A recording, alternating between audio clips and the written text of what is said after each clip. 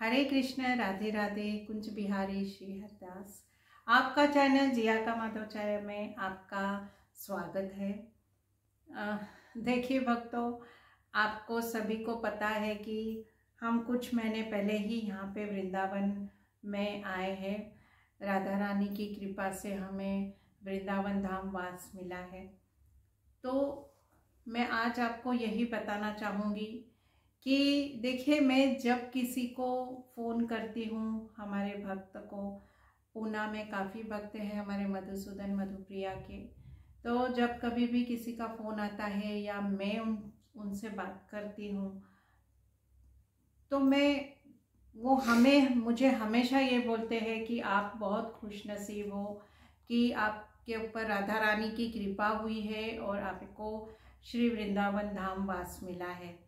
तो मैं यही चाहती हूँ कि राधा रानी सब भक्तों पे, जो भी यहाँ पे आना चाहते हैं, उन पे कृपा करें और उन्हें भी वृंदावन धाम वास मिले। देखिए, बहुत से ऐसे भक्त हैं जो चाहते हैं कि हमें वृंदावन धाम वास मिले, लेकिन देखिए होता ये है कि हमारे चाहने से कुछ नहीं होता। अब बिहारी जी है, कृष्ण मतलब जो बिहारी जी है हमारे, उनकी कृपा से हम वृंदावन आते हैं, सभी भक्त आते हैं बिहारी जी की कृपा से। लेकिन वृंदावन धाम वास जो रहता है वो तो हमारी राधा रानी ही देती है। उनकी इजाज़त के बिना, उनकी कृपा के बिना हम वृंदावन में नहीं आ सकते। जब उनकी कृपा होगी तब आपको वृंदावन धाम वास जरूर मिलेगा। और जब जिसे भी राधा रानी की कृपा जिस पर हो गई और उन्हें वृंदावन धाम वास मिल गया, तब देखिए हम वृंदावन, खुशी से हम आते हैं वृंदावन। लेकिन मैं आपको आज ये बताना चाहूँगी कि वृंदावन धाम वास हमारी लाडली जू तो हमें दे देती है, लेकिन इधर आने का, इधर रहने का, ये सब प्रयत्न तो हमें करने पड़ते हैं।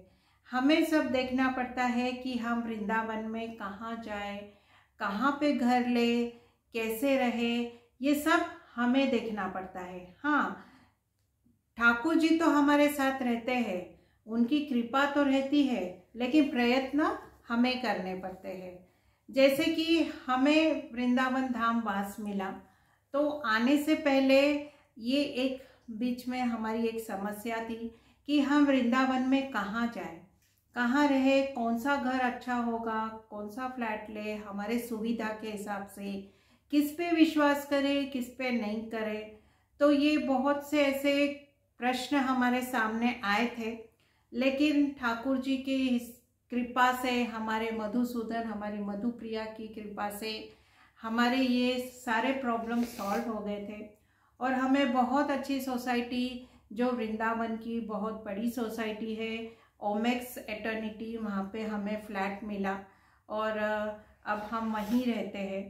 तो मैं आप भक्तों को आज यही बताना चाहती हूँ कि जब कभी भी हमारी राधा रानी की कृपा आप पर हो जाए और आपको वृंदावन धाम वास मिल जाए, और जब आप यहाँ आना चाहोगे तो कुछ, जैसे कि जिस सोसाइटी से आप वहाँ पे बिलोंग करते हो, जैसे अगर हम वहाँ पे अच्छी सोसाइटी में रहते हैं तो हम चाहेंगे कि वृंदावन में भी हमें अच्छी सोसाइटी मिले, आसपास का माहौल अच्छे हो, अच्छे भक्त हो वहाँ पे, तो हम यही चाहेंगे, तो हम वहीं पे ही रहना पसंद भी करेंगे। तो किस तरह आपको कहाँ मिलेगी ये सब चीज़ें आपके सुविधा के अनुसार, तो मैं आज आपको वही बताना चाहती हूँ कि देखिए, जब कभी भी आप वृंदावन आओ तो आप यहाँ पे एक ये सोसाइटी है ओमेक्स एटर्निटी, जो बहुत अच्छी सोसाइटी है, सिक्योरिटी बहुत अच्छी है यहाँ पे, हेमा मालिनी का बंगला भी है यहाँ पे, और मेंटेनेंस काफ़ी अच्छा है, मेंटेन की हुई है सोसाइटी। तो यहाँ पे आपको स्टूडियो फ्लैट मिलेगा, अगर आपको, आपके फैमिली छोटी है, 1 BHK है, फुल फर्निश्ड फ्लैट मिलते हैं, विदाउट फर्नीचर मिलते हैं। अगर आप इधर आना चाहते हो तो आप सिर्फ अपने कपड़े भी लेकर आ सकते हो, बाकी सारी सुविधा आपको फ्लैट में मिल जाएगी। एक और फ्लैट है यहाँ पे श्री कृष्ण शरणम, जो बहुत अच्छा सोसाइटी है, बहुत अच्छे भक्त सब रहते हैं वहाँ पे। बहुत जब हम यहाँ पे ओमेक्स में आए तब हमने देखा कि वो सोसाइटी भी बहुत अच्छी है, बहुत अच्छे लोग रहते हैं और माहौल भी अच्छा है, मेंटेनेंस भी वहाँ का भी काफ़ी अच्छा है। और एक सोसाइटी है केशव कुंज, जो इस्कॉन मंदिर के एकदम सामने है, वहाँ से आपको आरती भी सुनाई देगी, इतनी नज़दीक है। तो वो भी सोसाइटी बहुत अच्छी है। तो इस तरह कुछ कुछ ऐसे सोसाइटी है जो वृंदावन में बहुत अच्छे हैं, जो पूना में मतलब कहीं भी जो अच्छी सोसाइटी से बिलोंग करते हैं वो इस सोसाइटी में आकर रह सकते हैं। इस सोसाइटी से कांटेक्ट आप कर सकते हो और आपको अच्छे घर यहाँ पे रेंट पे मिल जाएंगे। उसके बाद तो आकर आप फिर अपने हिसाब से यहाँ पे पहचान बढ़ा लोगे तो अपने सुविधा के हिसाब से और भी कहीं आपको घर मिल सकते हैं। लेकिन अगर आपको स्टार्टिंग में आना है तो ये कुछ कुछ 2-3 सोसाइटी है जो काफ़ी अच्छी है और आप यहाँ पर रह सकते हो। देखिए, ये जो पूरा वृंदावन है, जो मतलब पूरा ब्रजमंडल जो 84 कोस में फैला हुआ है, ये एक धाम ही नहीं है। जैसे अभी हम आए हैं, हम देखते हैं, महसूस करते हैं कि ये सिर्फ एक धाम नहीं कहेंगे इसको, ये एक हमारी लाडली जू का हृदय है। हमारे कृष्ण, हमारे बिहारी जी यहाँ पे खुद बसते हैं, उनका अस्तित्व है। ये हमने देखा है कि देखिए यहाँ पे अब हम आए हैं, हम देखते हैं कि यहाँ पे कोई बड़ी कंपनी नहीं है, कोई आईटी पार्क नहीं है, कोई ऐसे इनकम सोर्स का कोई इतना बड़ा साधन नहीं है कि यहाँ पे लोग इनकम कमा रहे हैं बहुत, ऐसा यहाँ पे ऐसे कुछ नहीं है। लेकिन फिर भी यहाँ के जो ब्रजवासी है, वहाँ उनको आप देखोगे वो इतने आनंद में रहते हैं, किसी को कोई तकलीफ नहीं है। मतलब जो हमारे जीवन के जो आवश्यक चीज़ें रोज़मर्रा की रहती है वो आसानी से उन प्राप्त कर लेते हैं, उनको आसानी से मिल जाती है, किसी को कोई तकलीफ नहीं है। कोई ऐसा नहीं है कि जिसको खाना नहीं मिल रहा है, 2 वक्त की रोटी नहीं मिल रही है, कोई बेचारा पड़ा हुआ है, ऐसा यहाँ पे आप किसी को नहीं देखोगे। तो ये बिहारी जी की कृपा है जो उन्होंने ब्रजवासियों को इतना दिल से अपने दिल के करीब रखा हुआ है, इतना संभाल के रखा हुआ है, ये हमने यहाँ पे देखा है।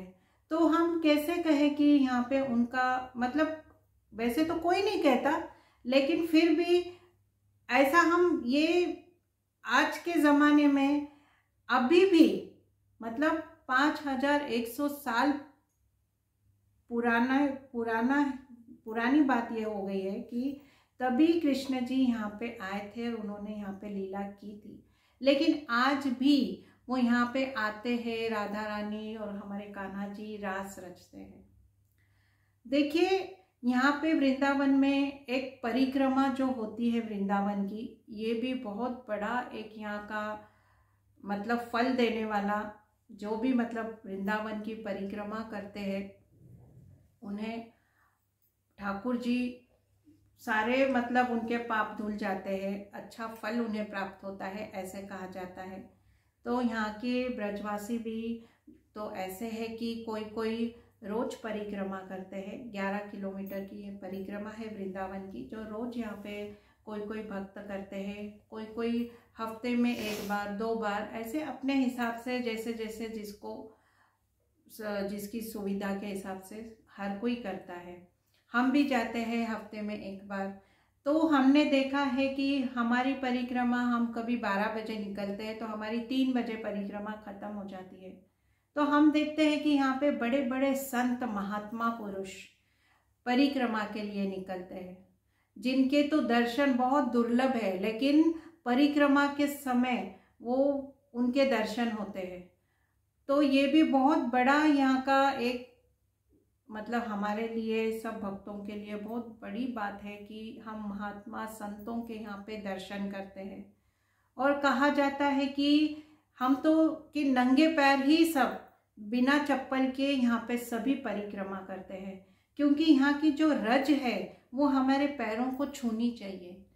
कहा जाता है कि अभी भी कृष्ण, हमारे जो कृष्ण है वो अभी भी वहाँ पे परिक्रमा करते हैं। उनकी मतलब कि वो कर रहे हैं, ऐसे हम सोचते भी है कि भाई हम परिक्रमा कर रहे हैं और साथ साथ में हमारे कान्हा भी चल रहे हैं, तो ऐसे लगता है कि उनके पैर जो रज उनकी छू रही है पैर को, वही रज हमारे पैर को भी छू रही है। ये हमें महसूस होता है। ऐसे लगता है कि रात के समय जब पूरा ऐसे सन्नाटा रहता है तो ऐसे लगता है कि कहीं तो कान्हा की बांसुरी की आवाज़ आ रही है। तो ये सब ऐसे हमें महसूस होता है जब हम परिक्रमा करते हैं। तो ये क्यों होता है? क्योंकि ये है यहाँ पे उनका अस्तित्व, बिहारी कान्हा जी का, बिहारी जी का अस्तित्व अभी भी है। हमारी लाडली जू अभी भी पायल की आवाज़ मैंने आपको सुनाई थी। तो इस तरह से हमें बहुत सी लीलाएं भी देखने मिलती है।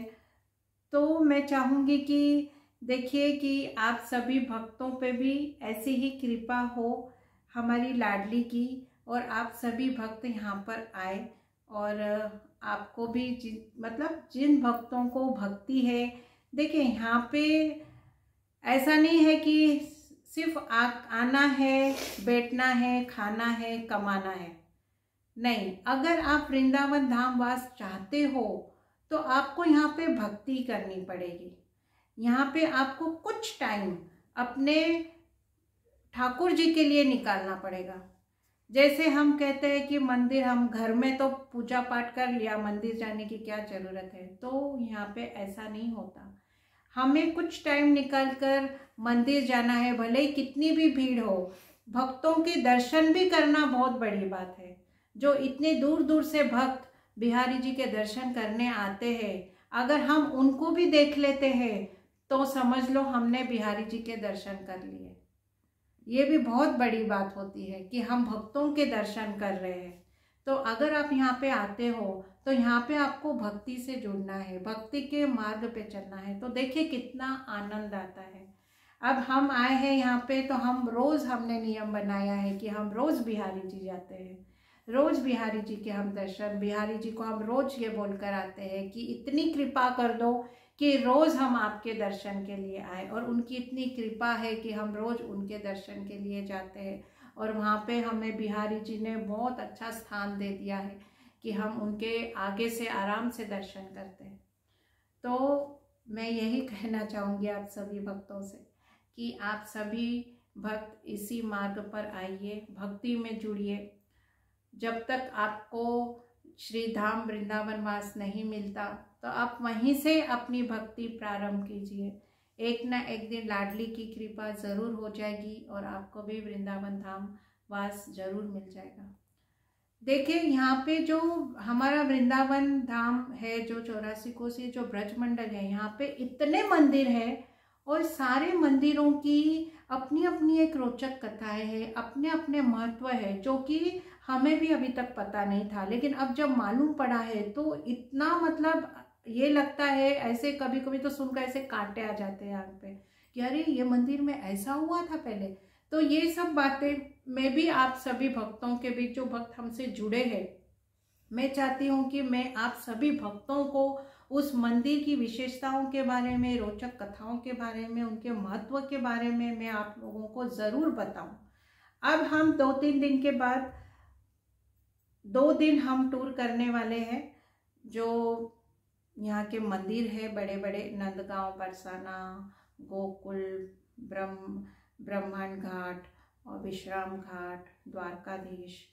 तो हम कोशिश करेंगे कि हम वहाँ उस स्थान पे हम जब अब जाएंगे तो हम ज़रूर वहाँ की जो विशेषताएं हैं, जो वहाँ की रोचक कथाएं हैं, उसके बारे में हम वीडियो बनाएंगे और आपको ज़रूर उसमें मैं वीडियो में डालूंगी कि हर एक मंदिर की क्या क्या रोचक कथाएं हैं। जैसे यहाँ पे बहुत सुंदर मंदिर श्री राधा दामोदर है, उसकी भी बहुत अच्छी कथा है। जो मैं राधा रमन है, जिनकी बहुत सुंदर कथाएं हैं। और मेरा मन है कि मैं आप वो भक्तों को आप सभी भक्तों को जरूर सुनाऊं। और अगली वीडियो में मेरी यही कोशिश रहेगी कि हम हर एक मंदिर की विशेषताएं, कथाएं आप सभी भक्तों के सामने रखें।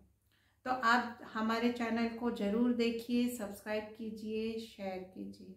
हरे कृष्ण, राधे राधे।